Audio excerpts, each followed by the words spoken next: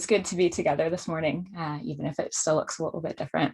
As we journey through Lent, we're considering what it means to walk with Jesus. And today we're thinking about what it means to be like Jesus in the way that we treat each other, looking particularly at Matthew 5, as has already been referenced. Through this whole section, Jesus is explaining what it truly means to be his disciple. His followers, both then and now, need to know from the beginning what it's going to cost and what's going to be expected of them. So it's fitting, as we walk through Lent in preparation for Easter, that we take some time to consider what it means for us. This passage is Matthew's telling of what's usually called the Sermon on the Mount. We've journeyed from Christmas. Jesus is now an adult. He's left a small town. He's come back from his 40 days of temptation in the wilderness. He's begun preaching and teaching in the synagogues, and he's called his first disciples.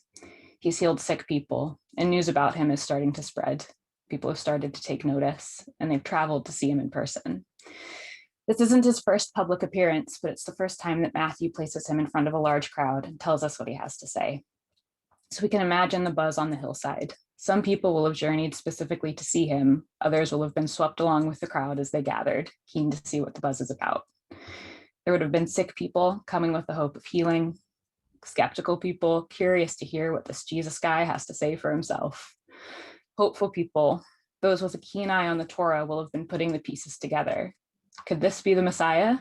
If so, is this when he's going to speak about his plan to overthrow the oppressive Romans? Is this finally the moment for political power to change hands? Whether they were there for personal healing or just itching for a little bit of a fight, the air around the crowd would have been crackling with expectation. So Jesus starts this section with his teaching, with his relationship to the law. He wants those listening to rest assured that he's not about to throw out the Torah.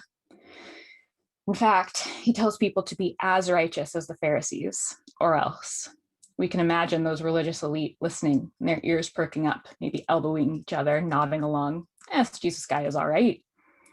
However, Jesus is laying the groundwork here for his next series of controversial teachings. He has to make clear that he isn't disregarding the Torah, because he's about to challenge those very Pharisees' by the book interpretation of it. Without this preamble to set himself in context, the religious leaders in the crowd could easily cast Jesus out as a false prophet. He's about to call their precious righteousness into question. They've got the letter of the law to perfection, sure, but they've missed the spirit of it. They're missing the forest for the trees and missing the richness of the kingdom in the process. The elbows and nods are probably stilled, few eyebrows go up as Jesus continues. In the Levitical code that they were familiar with, justice is measured out in exacting balance. An eye for an eye, a tooth for a tooth. If my cow falls in a hole in your field, then you owe me another cow, exactly the same color. Each crime or wrongdoing has an equal punishment. This guards against a disproportionate retaliation, keeps things fair. Every interaction we have in community falls into a neat category governed by clear-cut rules. We can all live together peacefully as long as we toe the line, follow the rules. But here's Jesus, as he so often does, coming in to make things messy. He proceeds to turn their understanding of the law on its head. You've been told not to murder. Sure, he says. But you've taken that as license that as long as you don't murder anyone, you're doing all right. But I'm here to tell you that that's just the beginning of it. There's a better way, a fuller way. Don't focus so much on the not murdering part. Instead, to live in the kingdom, put all your energy into reconciliation before it gets that far. You won't need endless exacting rules to hold yourself back from violence, because you won't let your anger fester to begin with. Jesus applies this principle to anger, to lust, to marital conflict, to keeping your word, to violence, and to love. Instead of obsessing about where the line is and how close you can get to it, focus on what steps you can take so that it doesn't get that far in the first place. Be so radical, he tells his disciples. He tells us, be so radical in seeking peace and reconciliation that injustice can't possibly get a foothold among you. As the Torah scholars in the crowd are trying to make sense of this, Jesus uses that same principle to address the ones who are waiting to go after the Romans. Jesus manages to challenge the legalism of the Pharisees and the revolutionary hopes of the masses in the same breath. It's not about exacting the letter of the law. It's about embracing the spirit of it. At its core, the way God's kingdom works turns expectations on their heads and upsets the status quo. It's revolutionary, but it's not the kind of revolution that the crowd is expecting. Jesus isn't about to overthrow the occupying Romans with military might. He's not about to ride in on a white horse and raise an army, challenge Caesar. Instead, he tells his disciples that they have to turn the other cheek, give more than is asked of them. Scholars differ on whether Jesus is taking a kill with kindness approach here, if he's leaning into the honor and shame culture of the time. But either way, it's unexpected. And for today, we can call it what it is. It's hard. After nearly 12 months of isolating together, I have a hard enough time consistently showing godly love to Graham. If I'm tired, if I'm distracted or stressed, anything less than focused, rested, well-caffeinated, and I haven't been all three of those things at the same time since 2019.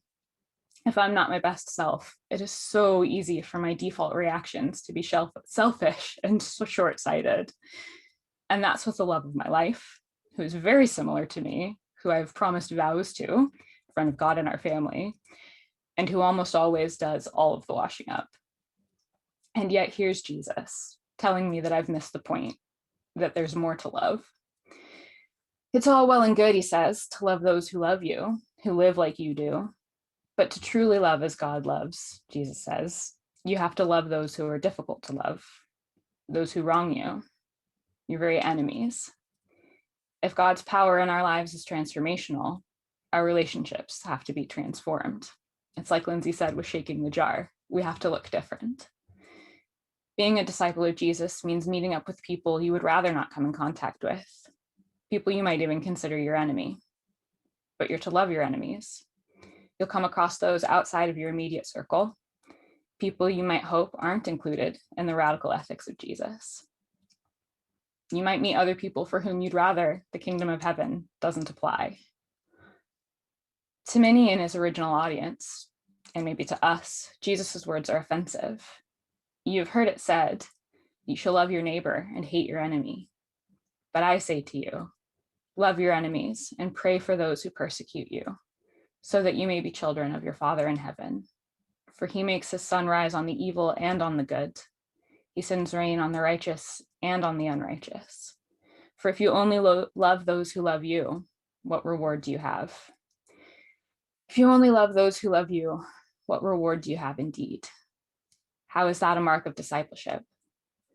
Discipleship, in part, means bringing God with us to the world, not just those that we get on well with, but the whole world. This God with us, Emmanuel, we celebrated at Christmas just a couple of months ago, allows the sun to shine on the evil and on the good, and life-giving rain to fall on the just and on the unjust. God, who has the power over life and death, provides life-sustaining conditions even for those who are so opposed to his very goodness. Anybody can love the lovely. Jesus demands love for those who are incapable of showing love in return. He gives us examples of nonviolence. Go the extra mile if a soldier asks you. Turn the other cheek if somebody hits you. Don't retaliate with force. But the love that Jesus exemplifies, it's not wishy-washy. This is the same Jesus, let's remember, who flipped tables in the temple, called dodgy religious leaders a horde of vipers. He's not violent, but neither is he passive. The wronged in his examples are to actively seek reconciliation, settle disputes, and create peace. And so are we. His followers are to act so different to the rest of the world that the rest of the world can't help but notice. He calls his followers to be perfect as your heavenly Father is perfect. This is a high standard for all who would claim to be disciples. We're not simply taught to meet the minimum requirements of the law, but to fulfill the core intentions of it. You're not called just to endure when you're wronged, but you're called to love your very oppressors. Clearly, the kingdom of heaven doesn't operate like the kingdoms of this world. We can see examples in the news just from this week. So how will we know when we see God's kingdom? When anger results in reconciliation rather than retaliation, we'll know that God is at work. When enemies are overcome by love rather than violence, we'll know that God's reign is present. This is a surprising challenge to anybody who's been oppressed or feels persecuted. Turn the other cheek, go the extra mile, truly love.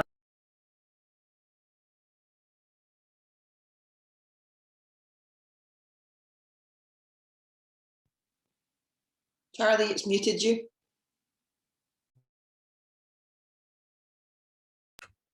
Sorry about that.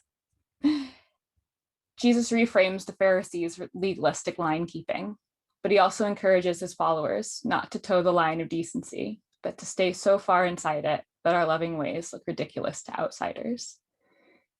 When it comes to disciples of God's kingdom, no one should have to go the extra mile or turn the other cheek, because it shouldn't be asked of them in the first place. Donald Hagner, a biblical scholar, sums it up this way. This is an ethic that will startle those who experience it. It is an ethic that will inevitably shine like light in a dark place and cause the Father to be glorified. So as we log off this morning, I'll hand back to Nicole. As we go about our days, may we be so radical in our love for one another that it startles those around us, to the glory of God. Thank you.